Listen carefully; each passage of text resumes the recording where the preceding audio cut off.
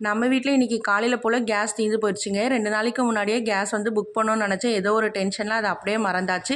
Morning பிரேக்ஃபாஸ்ட்டுமே கடையில தான் வாங்கிட்டேன். மதியம் லஞ்சுக்கு ஏதாச்சும் வீட்ல இண்டக்ஷன் ஸ்டவ்ல செய்யலான்னு பார்த்தா, இண்டக்ஷன் ஸ்டவ்வும் ரிப்பேர் ஆயி போச்சு. சரி நமக்கு 1 மணி ஆனோனே அலாரம் அடிச்ச மாரி பசி வந்துருமே! சரி நானும் அப்படியே ஹஸ்பண்ட கூப்பிட்டுக்கிட்டு ஆலப்பக்கம் மெயின் ரோட்ல இருக்க சன்ஸ் ரெஸ்டாரண்ட்டுக்கு தாங்க போயிருந்தேன். இந்த ரெஸ்டாரண்ட்டுக்கு பாப்பாவுக்கு ஒரு 2 வயசு இருக்க போல போயிருந்தேங்க. அப்ப இருந்த டேஸ்ட்டு, குவாலிட்டி எதுவுமே மாறாம அப்படியே குடுத்துருக்காங்க.